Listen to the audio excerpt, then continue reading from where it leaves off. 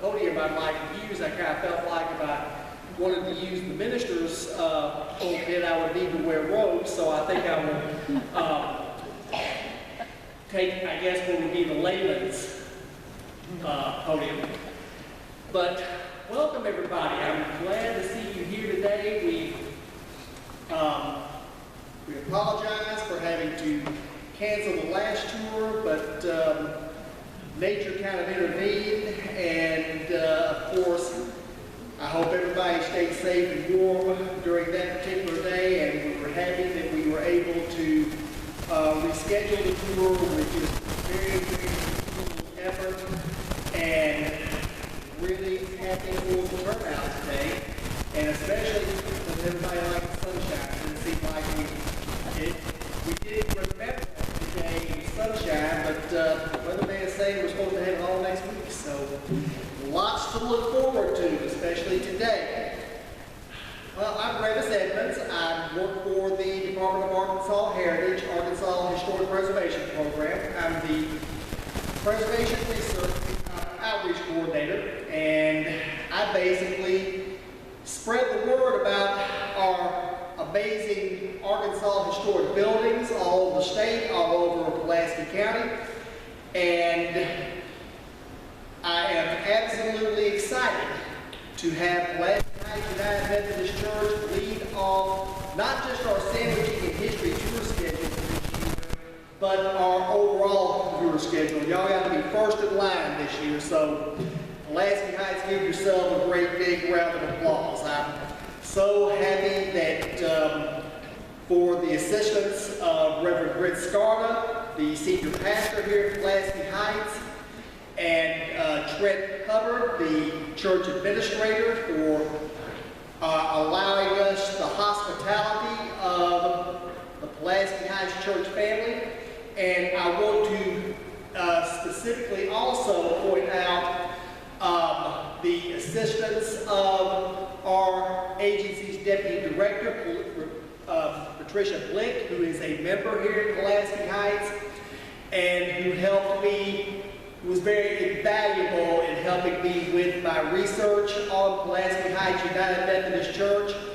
And also, I got the chance to use the very detailed church history that was written about Pulaski Heights here several years ago. How many of you have ever seen that comprehensive church history book? Isn't it amazing? It is probably one of the best church histories that I have ever gotten to read or use. I mean, sometimes you get a history of an institution like that. Sometimes it ends up being just really something you want to display on your coffee table. Not only was this an attractive volume, but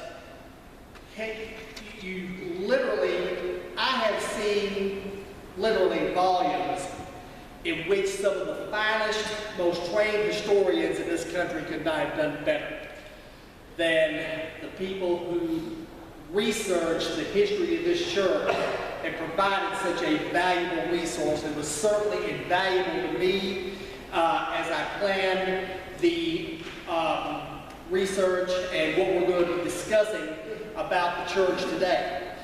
Now, the way we normally do a sandwiching tour, I will give you a talk. I really don't like to call it a lecture because it makes it so much like I'm back in a college lecture room and I'm grading 50, 60 freshmen. I'm not doing that here today. But at the same time, we're just going to basically have a talk about an amazing structure that is so much a part of the history and development of the Heights area, and not just the Heights area, but of Greater Little Rock. it has such great importance to this community.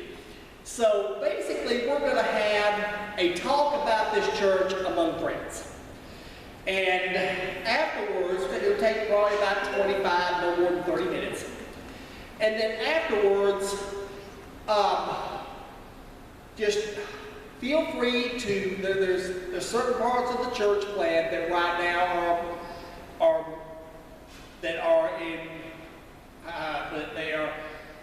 right now there are ministries that are taking place, particularly over in the normal story building where they have children's ministries, and back over in the Nixon Disciple Center. But at the same time, here in the sanctuary and over towards the columbarium, which is another amazing part of this particular church plant, please feel free to mingle and admire just exactly what the people of Pulaski Heights has done with this amazing church plant throughout its history. And I hope that Reverend Scarna and Trent Hubbard would be able to be here, but they did have conflicts. So I will try to answer as many questions as I can from my own research, and I'm sure that any Pulaski Heights members that have a long history with the church will also be available, and I know Patricia will be as well. So again, welcome to everyone. And also I'd like to add that the tour is worth 1 hour of HSW continuing education credit through the American Institute of Architects. So see me after the tour if you're interested in receiving this credit, and I'll make sure that you get it. And one other thing before we get into talking about this beautiful church, we'd also like to give a shout out to the Arkansas Humanities Council, who is our new co-sponsor for all of our tours, both here in Pulaski County and statewide for this year. We are proud to partner with Paul Alston and his amazing staff at the Humanities Council. So let's talk a little bit about Pulaski Heights. Pulaski Heights United Methodist Church is a part of the Hillcrest Historic District, which was added to the National Register of Historic Places on December 12, 1990. Hillcrest is located about 1 mile northwest of Little Rock's downtown district and is referred to as the Hillcrest Historic District by the people who live there. It's the lower southern section of the Pulaski Heights neighborhood, and is where Hillcrest is, at least in the broader sense, it's often thought of as the heart of Little Rock, because for many people, Little Rock really just spread out and grew from right here in this area. And it's also located directly in the center of the city, and was in fact really what you would call Little Rock's first suburb. In fact, you can even make a case that it was Arkansas's first suburb, way back when. The Hillcrest Historic District also includes the former Town Hall building and one of the oldest educational institutions in Arkansas, which is Mount St. Mary Academy, which is a girls' Catholic school. Hillcrest also contains some of Little Rock's most historic construction in both commercial and residential real estate. Additionally, part of Hillcrest overlooks Outside Park, which is one of the major parks in this area, situated between Hillcrest on the south side and the corporate design-oriented Riverdale neighborhood to the north. And of course, there again, you folks have lived this life for years and years. I'm still kind of the new kid on the block. Now, Pulaski Heights marked the beginning of Little Rock's expansion to the west. In fact, Pulaski Heights was once its own city, which is something I really didn't know until just a few weeks ago. In fact, this shift has shown no signs of slowing as the city continues to grow to the west. Until the arrival of streetcar lines from Little Rock in 1903, in fact, I have one of the bricks from the old Little Rock streetcar barn near our new headquarters on North Street. The area existed mostly uninhabited wooded stretch. Since purchasing an additional 800 acres in 1891, two Michigan lawyers, H.F. Alton and Edgar Moss, had been awaiting the arrival of the streetcars, kind of like larger cities who are now awaiting the arrival of high-speed rail. You know, you think of that kind of anticipation for a new mode of transportation that, hey, I'm going to get from point A to point B a little bit faster. Well, that's exactly what kind of anticipation they had here in the Heights area back in 1903. When the electric power lines began to run up Prospect Avenue, which we now call Kavanaugh Boulevard, Pulaski Heights development was off and running. I mean, literally.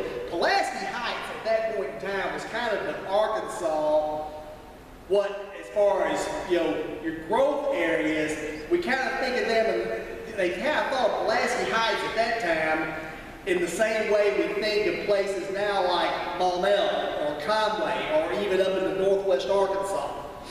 It was really that kind of excitement that came about with anticipated growth.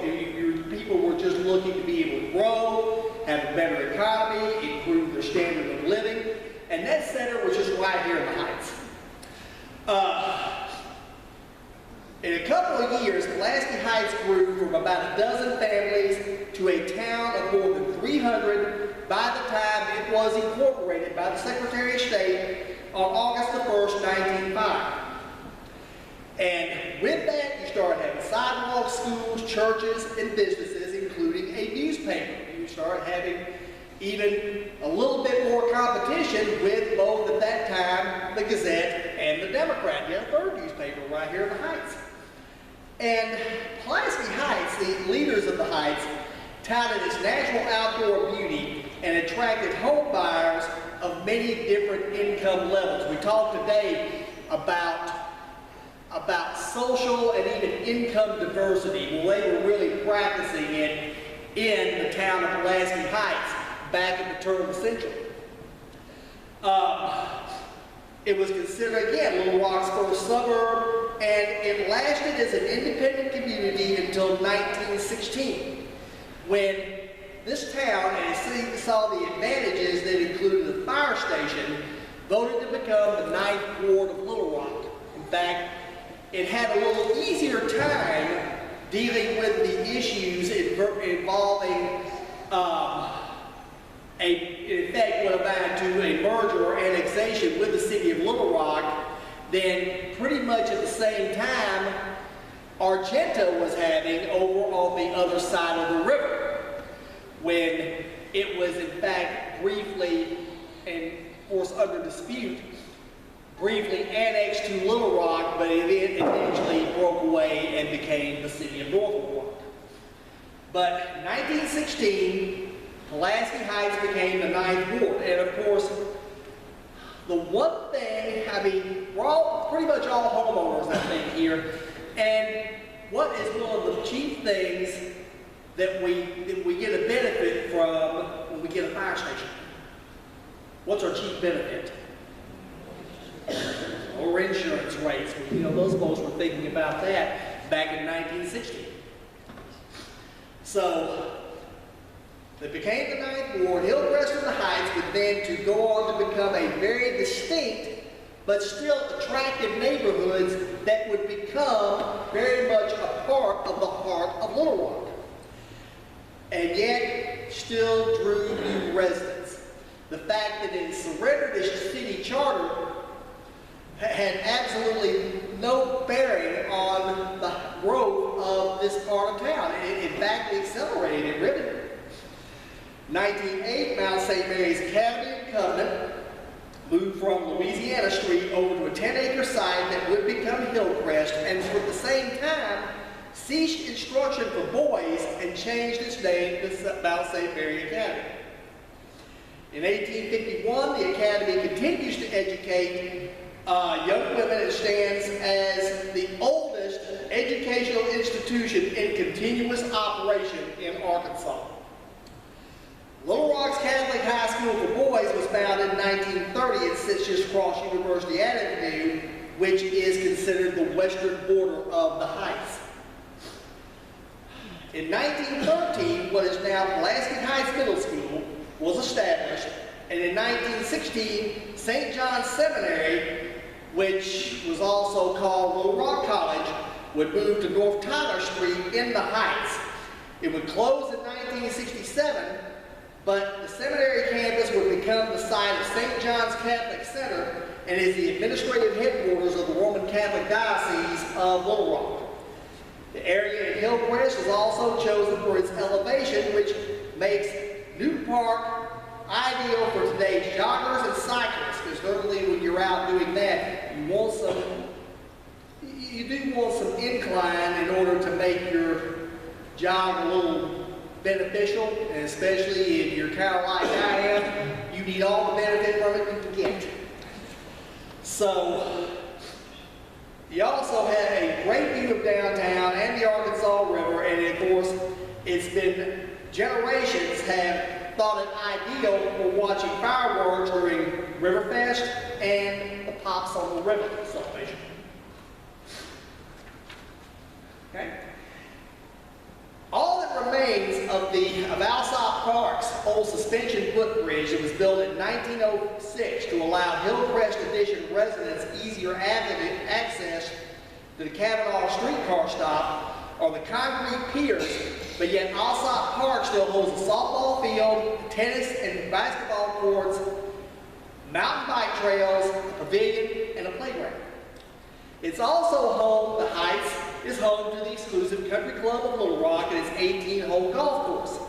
Built in 1902, is the oldest country club west of the Mississippi and boasts a very elite membership, many of whom are descendants of the original members and among some of the most powerful and influential people in our city and state.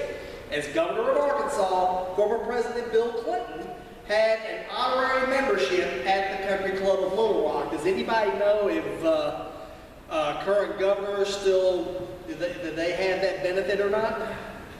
No one really knows. And I had thought to make some inquiries and I got myself sidetracked, so I don't know. The most famous person actually to grow up in Pulaski Heights, though, was Helen Gurley Brown, who was the founder of Cosmopolitan magazine and author of Sex and the Single Girls. Her father, Ira Marvin Gully, who was a former member of the Game and Fish Commission, who also served in the Arkansas House of Representatives until his death in an elevator accident in 1932. Brown's family moved to their home on Monroe Street in Hillcrest from Green Forest when she was 10. The Heights is, or has been, home to many of the state's CEOs and to the descendants of the state's first business leaders.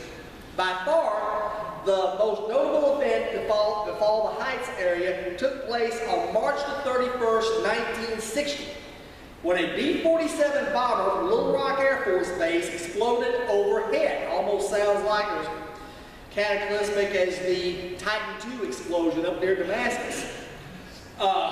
It killed 3 of the 4 crewmen aboard, while 2 civilians on the ground were killed by debris and several homes were damaged. Did anybody here recall or have family who were affected by that? Was any of your family affected by it?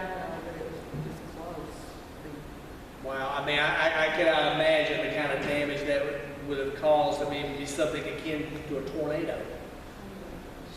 Did anybody else? Did that crash on the school grounds at Pulaski Heights Elementary School? I am not certain. Did anybody there was debris and body parts on this playground. Yeah, that's what I remember. Okay.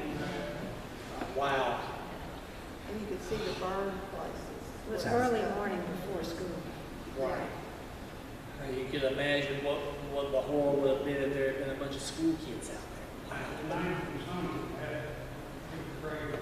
Sir?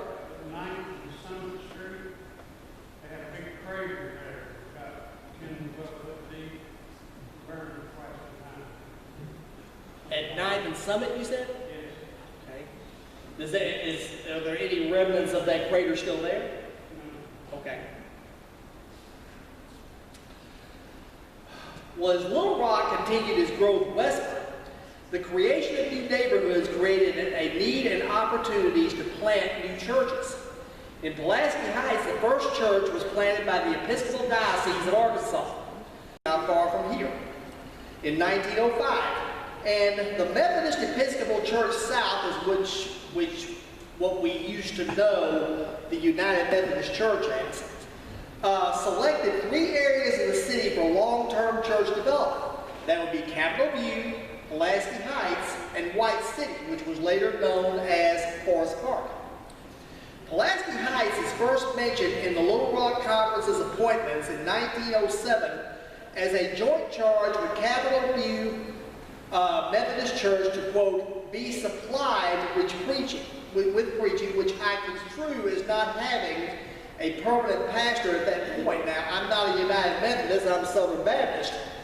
And normally, if one of our churches were to have that kind of situation, it would basically be calling either an interim pastor or, just like I said, somebody to come and preach every other Sunday for pulpit supply.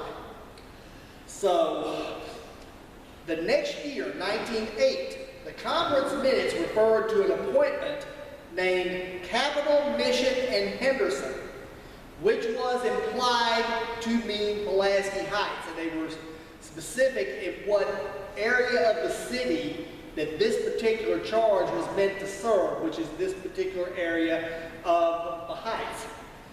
A memoir by an early member named Miss C.A. Rosenbaum told the story of how a group of Methodist women in the area began to lay the groundwork for a more permanent presence in the neighborhood.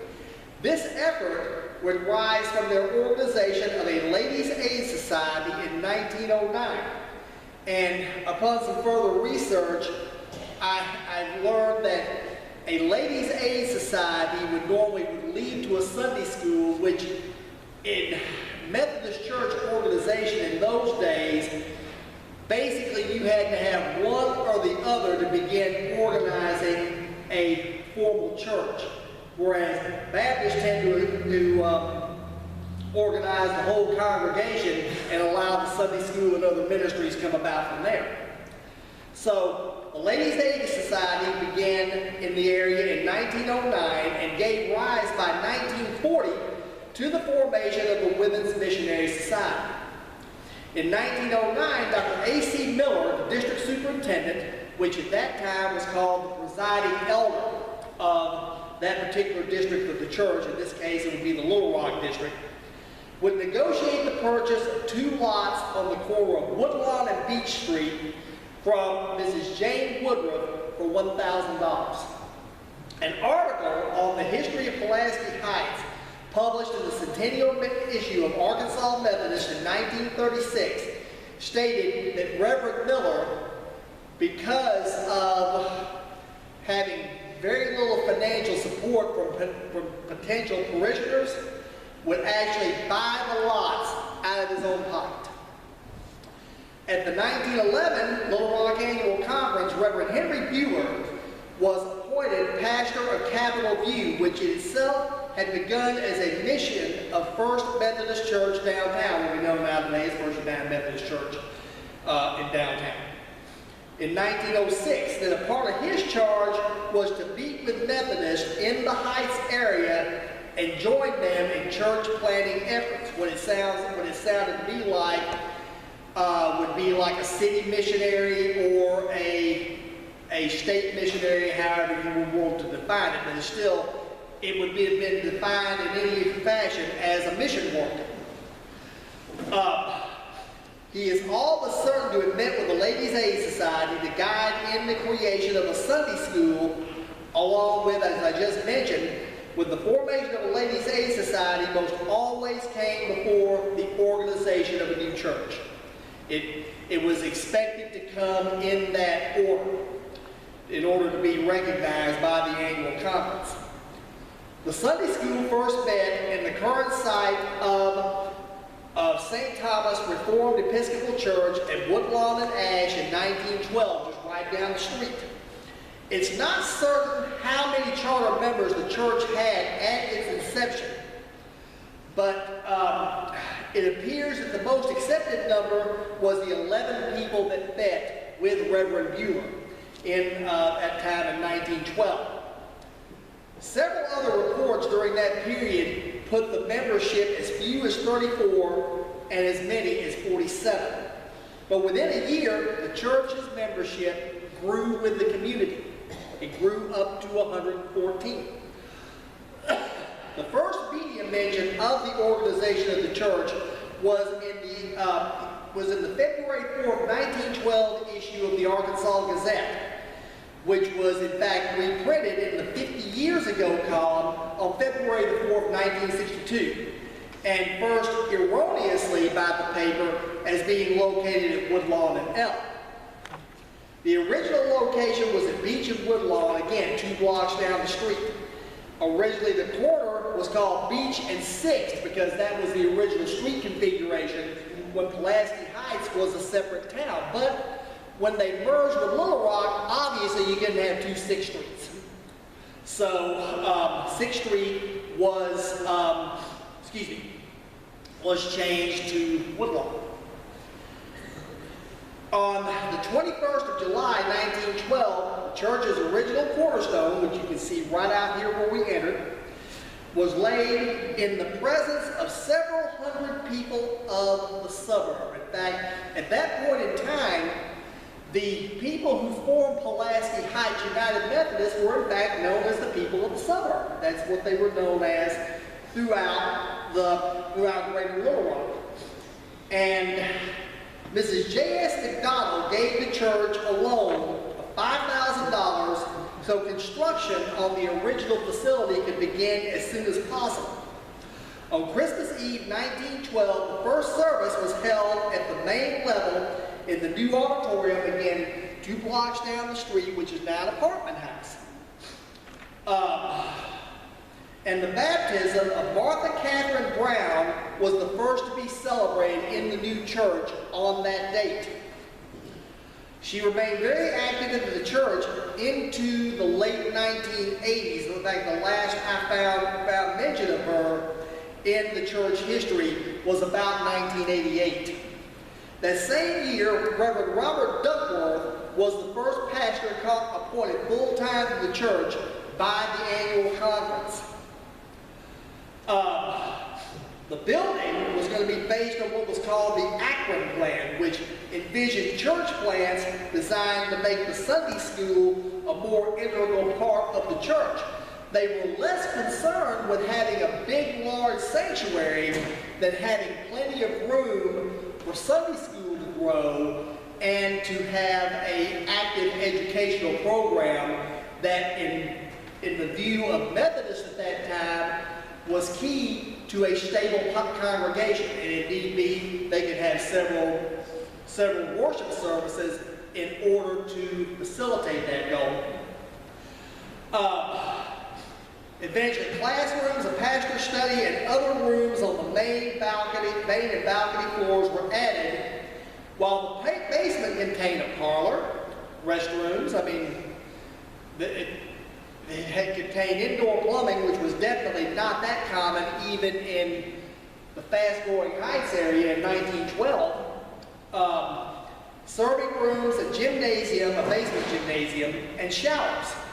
Now, the congregation fully moved into this new structure in early January 1913. And Sunday school just literally exploded. I mean, we always kind of compare it in a sense. It's always, your numbers are always running ahead of your infrastructure when you're having such a growing and vibrant organization as Pulaski Heights was back in 1913. So,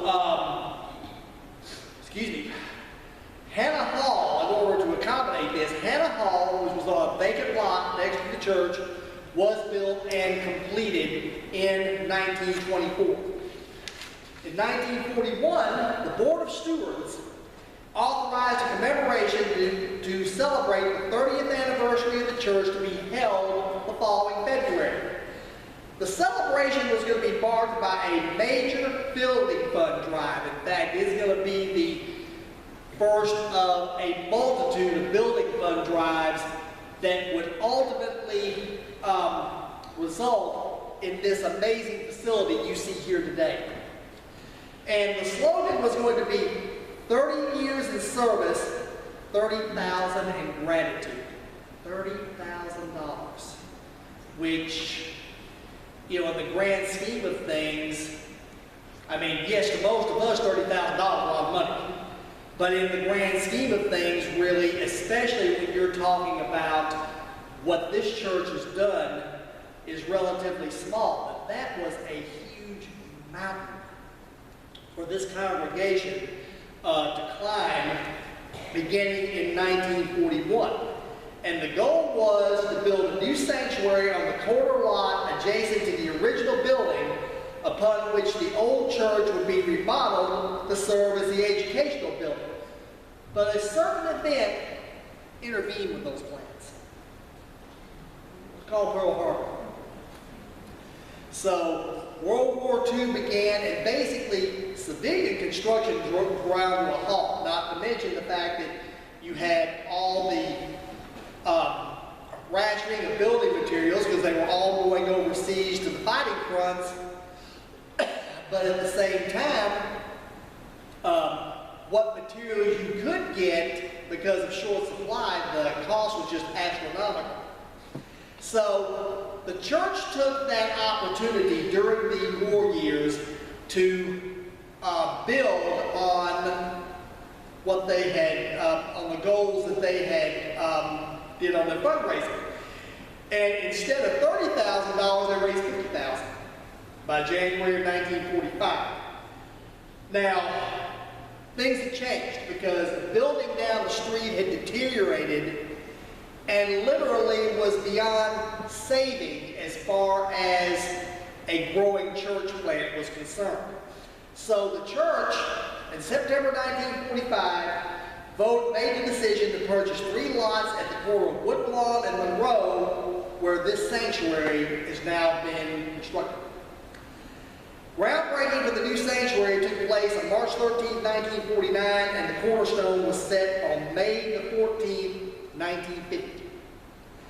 The first service of this sanctuary took place on Christmas Eve, 1950.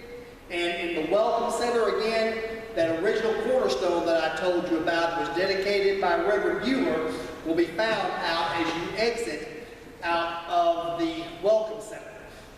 The old church building was eventually sold in 1953 and converted into apartments which still stand 2 blocks east of the church. Since that time, the church has grown steadily to a membership of over 4,000 members. The campus is expanded and been renovated with the addition of the Norma Story Children's Building and the Dr. James B. Argue Christian Life Center, simply known as the Great Hall, or if you want to play some basketball, just the gym. In 1998, the sanctuary underwent the renovation, which you see the benefits of today, which included the installation of a 74-rank organ with 4,900 pipes. And if my research is correct, this would rank as the 2nd largest pipe organ in the state of Arkansas, just right behind Trinity Episcopal Cathedral, which is over 5,000, but it's been added at such a rate where the church historian could not give me the exact number down to the pipe. He knew it was over 5,000.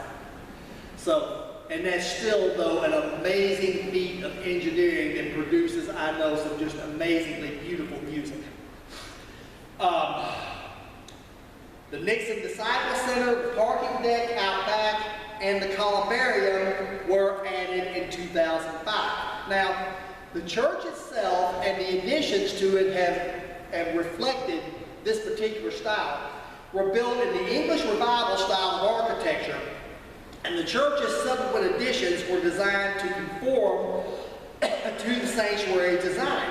The Gothic Revival movement emerged in 19th century England, and its roots were intertwined with some deeply philosophical movements associated with the reawakening of what we call the High Church or Anglo-Catholic belief concerned with the growth of religious nonconformism. In other words, straying from what was the accepted mode of worship. Ultimately, the Anglo-Catholicism tradition of religious belief and style became widespread for its intrinsic appeal in the third quarter of the 19th century. Gothic revival architecture, excuse me, varied considerably in its faithfulness to both the ornamental style and principles of construction of its medieval original, sometimes amounting to little more than pointed window frames and a few touches of Gothic decoration on a building otherwise placed on a 19th century plan and using contemporary materials and construction methods. The Gothic revival was parallel and supported by medievalism, and you can see that influence here in the sanctuary as well. And it had its roots in antiquarian concerns with survivals and curiosities, particularly things that got people to ask questions, to imagine what the symbolism was of a particular structure. As industrialization progressed, a reaction against machine production and the appearance of factories also grew. People who appreciated architecture didn't really like a lot of prefab stuff that was coming out of more corporate style building materials. It was it was a reaction against some of the forerunners of things like Levittown.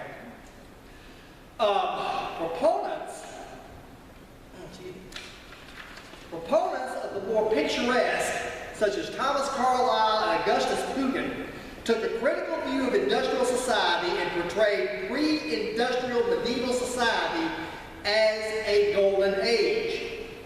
In the 20th century, buildings such as churches, schools, and colleges were still constructed in the Gothic style, here often also known as collegiate Gothic style, which remained popular in England, Canada, and the United States until well into the century. Probably, as far as collegiate Gothic goes, probably one of the best examples in this area of collegiate Gothic is the campus of Hendrix College in Conway. I mean, how many of you have spent any time on the Hendrix campus? It is an amazing campus. I taught on it for 10 summers, so it made a lot more sense once I associated it with the early buildings at Hendrix. Changes and alterations to this sanctuary and the overall church plan ensued in succeeding years. The altar in the sanctuary, right over here, where Reverend J. Kenneth Shamblin preached the first sermon, was later removed and replaced by a freestanding one in the chancel. In the new sanctuary's early years, the members had to walk to Sunday school either from the Prospect Theater on Beechwood Street or from the old church building for services on Sunday morning. Harold Engstrom, who was one of the longtime forces on building several of the building committees of the church, was the prime mover towards the creation of a new educational wing, and what we now know today as Shamblin Chapel, which is right across from the Visitor Center.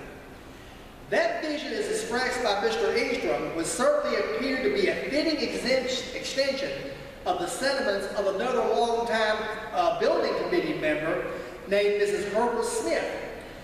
And when the debate went on as to what was impractical to build this sanctuary, and certainly they were looking at the cost and even all the money that they had raised in 1943 and 1945, when they had 3 proposals for a bid to build this facility, it still outstripped the money they had raised. And but the bulk of the committee were prominent businessmen in the community. And Ms. Smith responded when it appeared that the sanctuary would be beyond the means of the congregation to build. The men said, no, the money's just not there. We can't do what we're wanting to do on $50,000. Well, Ms. Smith had a sharp rebuke for the gentleman, who said that you businessmen think that churches are built with money. No, sir. Churches are built with faith. So, thank Ms. Smith for persuading the businessmen on the community of that kind of vision. It could be truly concluded without fear of contradiction that the creation of this facility, as well as its continuing progress, is an amazing tribute to faithful members like Mr. Angstrom and Mrs. Smith, as well as the pastoral leadership from Reverend Duckworth to Reverend Scarta in the present day. Now, one of the great examples of this is right here next to the sanctuary, and that being the Norma Story Children's Building. It was created out of a need to accommodate growing ministries with the youth at Pulaski Heights in the 1950s and beyond. The first floor is going to contain recreational facilities, while the second is going to provide classroom space. The creation of the youth building is a fitting tribute to the vision of Mrs. Norma Story, who was a member of Pulaski Heights for over 40 years, who performed ministries for the children's youth ranging from vacation Bible school enrollment records, serving as the youth counselor, and being the overall youth events coordinator.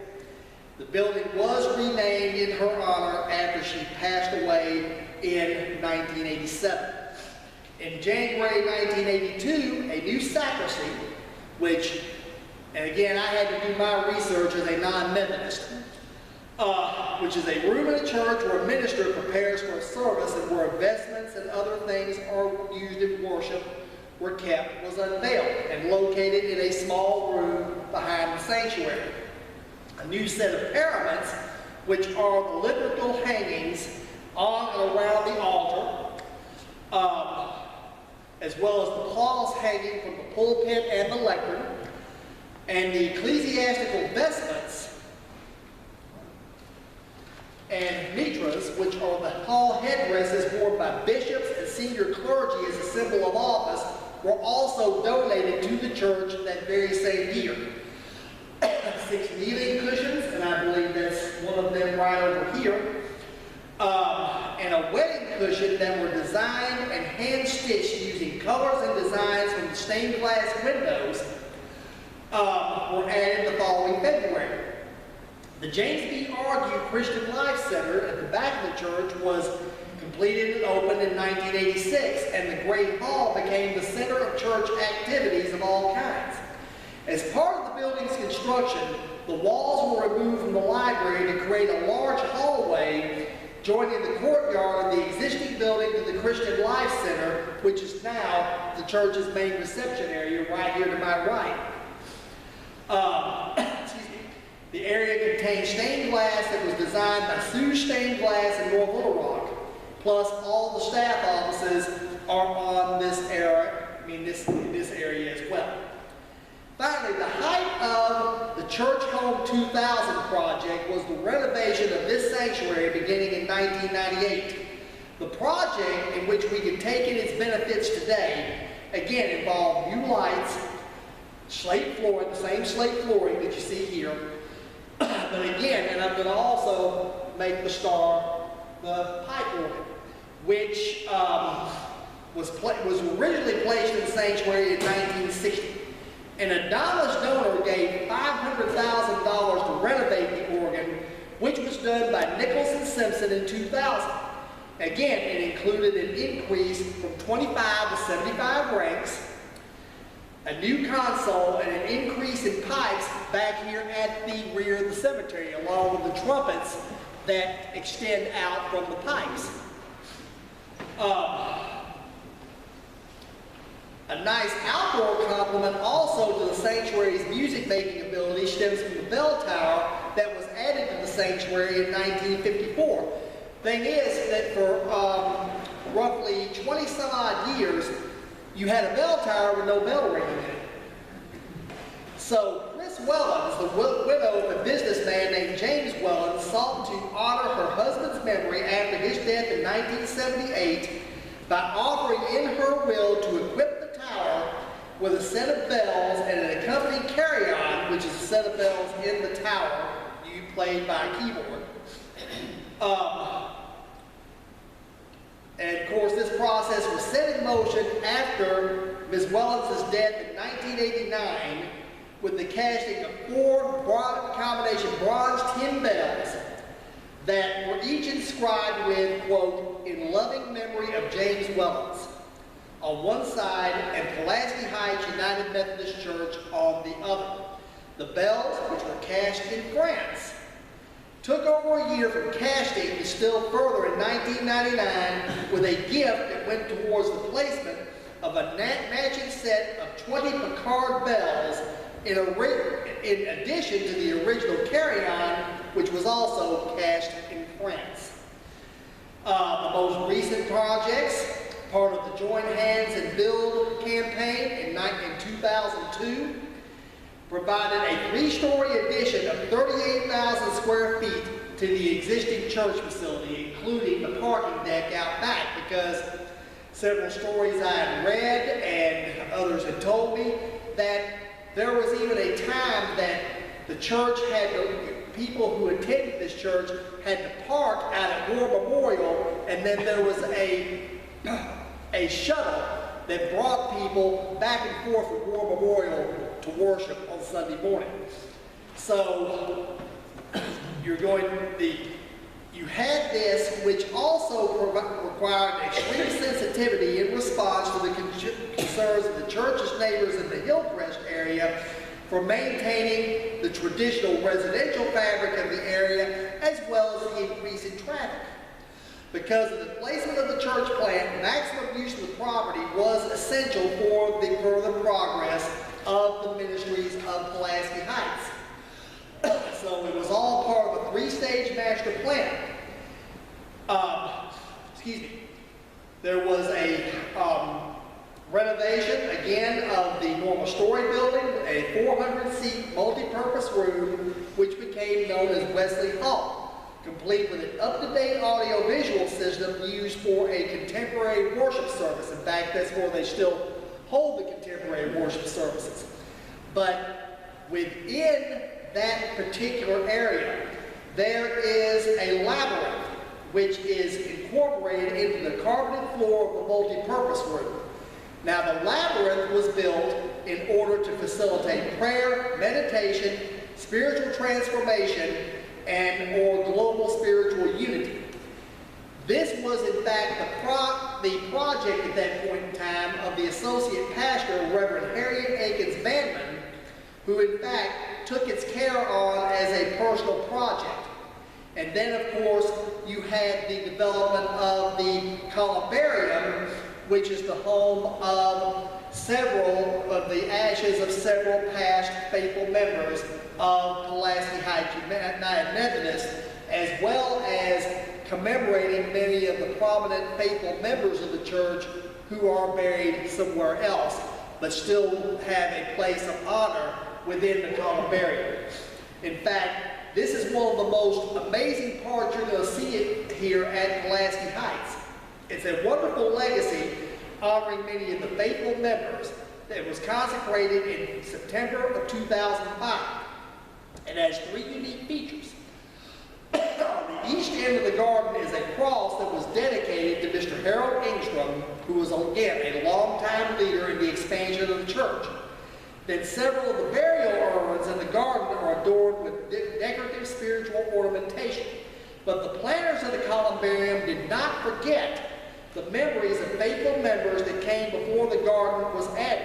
There's a special wall near the front wall of the normal story building with the inscription, "Our saints who rest elsewhere, and here in spirit forever." Among those who are honored in this section include Mrs. Story, as well as the longtime pastor of this church, Dr. James R. Sr. Finally, the later building additions, completed by 2015 as part of the Forward with Faith campaign, again incorporated the Gothic exterior design of the original sanctuary. The additions utilized brick and cast stone dressings, buttresses, 2-centered and 3-centered lancet arches. The Victor Nixon Disciple Center, parking deck, and columbarium comprised the first church structure in Arkansas to receive the Leadership in Energy and Environmental Development, or what we call the LEED designation. So, and I was told, I asked Reverend Scardo, was the,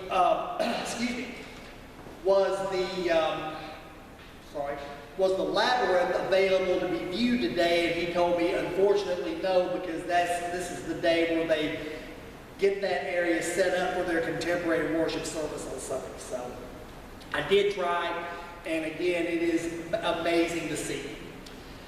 Folks, thank you all for coming, and again, the visitor center, the chapel, and the columbarium are, again, open for you to tour on your own. If you have any questions, I'll do my best to answer them. And please join us for our second tour. It would normally be 4 weeks from now, but that's just 2 because we're rescheduled. On Friday, February 3rd at Trapnell Hall at 725 East Capitol. And as always, we will begin at noon. And if you're dining out after the tour, be sure to patronize your local establishments. As always, you will love the taste, and you're building a better Lord. Thank you all so much.